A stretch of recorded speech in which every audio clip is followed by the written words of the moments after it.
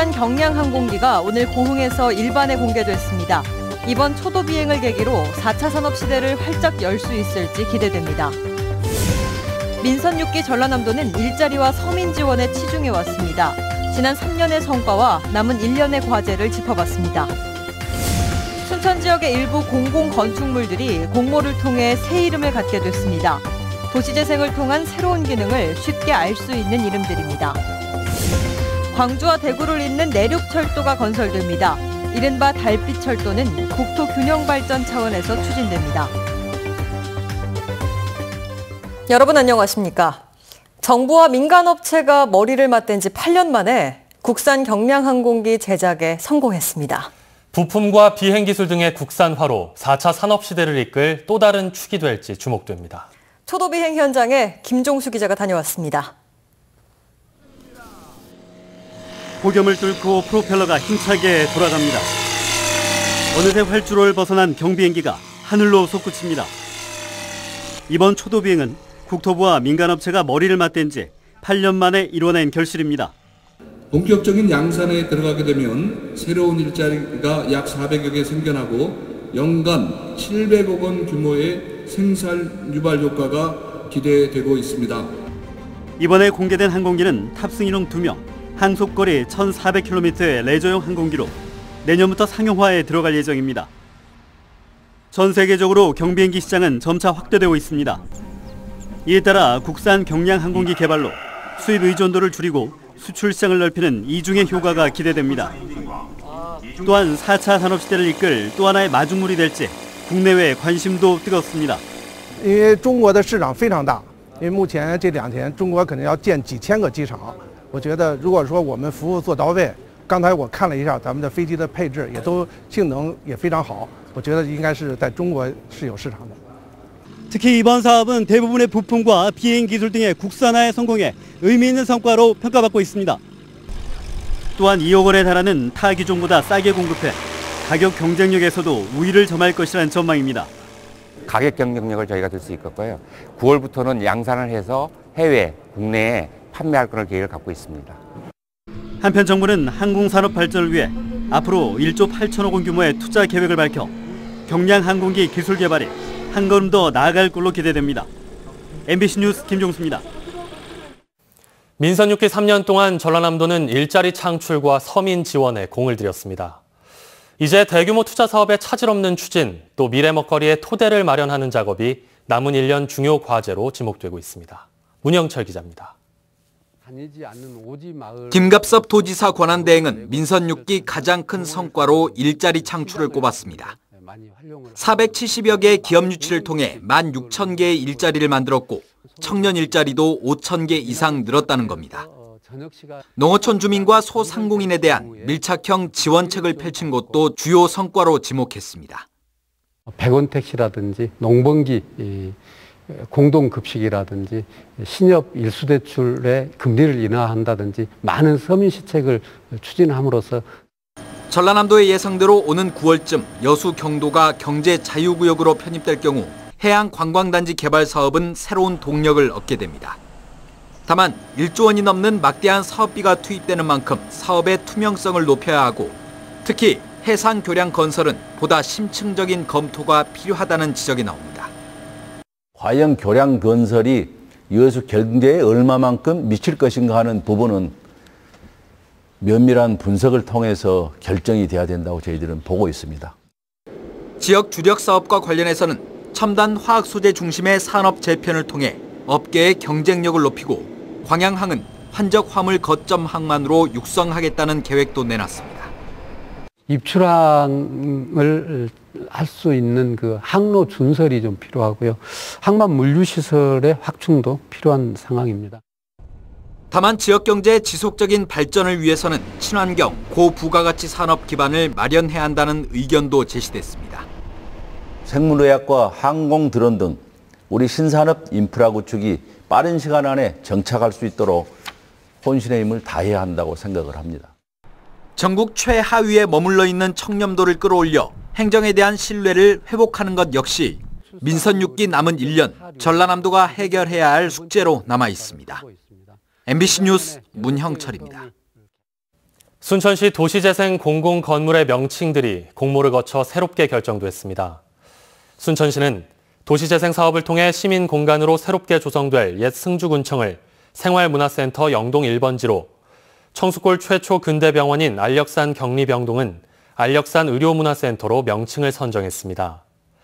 이와 함께 융복합 창작 스튜디오로 활용할 옛 장안식당도 장안창작마당이라는 새로운 이름을 부여했습니다. 여수시가 여수 밤바다 야경에 사계절을 표현하는 색감을 입힐 예정입니다. 여수시는 하멜등대와 종포 밤빛누리, 해양공원, 이순신광장 등 7개 지역에 사계절을 대표하는 색으로 조명을 설치합니다. 봄은 그린, 여름은 스카이블루, 가을은 자홍, 겨울은 오렌지색으로 조명을 밝히는 한편 플래시 효과와 파노라마 효과 등 이벤트 조명도 매일 연출할 예정입니다. 외국 선박이 오가는 항만의 경우 테러와 밀입국 등의 위험에 대비해 국가 중요 시설로 지정돼 있습니다. 그런데 민자부두의 경우 사업자에게 모든 책임을 맡기면서 그야말로 보안의 사각지대에 놓여 있습니다. 문현철 기자가 보도합니다. 7,000톤급 화물선 HO가 목포신항을 떠난 건 지난 14일 밤 11시 35분쯤. 여객 정원 12명이지만 25명의 화물 기사를 추가로 태운 채 문제없이 출항했습니다. 어떻게 이런 일이 가능했을까? 항만 운영업체는 화물 기사들이 출입할 때 신분만 확인했을 뿐 실제 HO에 몇 명이 탔는지는 점검하지 않았습니다. 이 같은 불법 승선 사실은 제주에서 해경이 적발하고 나서야 드러났습니다. 선장만 이루어지는 부분이거든요. 항만에서는 그거를 컨트롤할 수 있는 상황은 아닌 거죠. 국가 중요 시설인 목포항의 경우 특히 외국 국적의 선박이 출입하는 세 곳은 항만 보안 구역으로 분류됩니다. 이 때문에 대불과 사막포들은 해양수산부에서 보안 관리실을 직접 운영하며 감시와 통제, 순찰 등 보안 업무를 하고 있지만 목포신항은 제외됐습니다. 항만시설 소유자가 민간 사업자인 만큼 보안의 책임도 사업자에게 있다는 이유입니다. 하루 많게는 2~3척씩 중국과 일본 등을 오가는 화물선이 오가는데도 감독기관 하나 없이 민간에 맡겨졌다 사고가 발생한 겁니다. 감독기관인 해양수산부는 이들이 제출한 보안 계획서 등을 검토할 뿐 실질적인 보안 점검의 권한과 여력이 없다며 한계를 드러내고 있습니다. 국내에서 운영 중인 민자부들은 목포와 인천, 광양 등 모두 16곳, 모두 같은 형태로 운영되고 있습니다. MBC 뉴스 문현철입니다. 대학 연구비리 의혹을 수사 중인 검찰이 해당 교수를 불구속 기소했습니다. 광주지검 순천지청은 국책사업 수행 과정에서 수억 원의 연구비를 편취하고 금품을 받은 혐의로 순천대학교 A 교수를 불구속 기소하고 기자재 납품업자들과 농업법인 대표 등 3명도 각각 사기와 뇌물 공여 혐의로 불구속 기소했습니다. 검찰은 지난해 10월 A 교수가 각종 국책사업을 수행하면서 연구비를 부당하게 사용했다는 진정이 접수돼 수사를 진행해왔습니다. 고흥군의회가 제258회 임시회에서 행정기구 설치조례 일부 개정안 등 8건의 조례안을 의결했습니다. 고흥군의회는 이번 임시회에서 고흥군의 업무 추진 실적에 관한 보고를 듣고 분청 문화박물관 기구 신설과 청년 일자리 담당 개편 등 행정기구 설치에 관한 조례안을 원안대로 가결했습니다. 의회는 또 여름철 폭염으로 인한 안전사고 예방을 위해 고흥군에 적극적인 관심을 당부했습니다.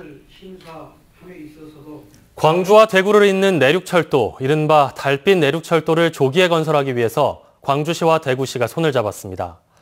국토 균형 발전을 위해 반드시 필요한 사업이지만 걸림돌도 있습니다. 윤근수 기자의 보도입니다.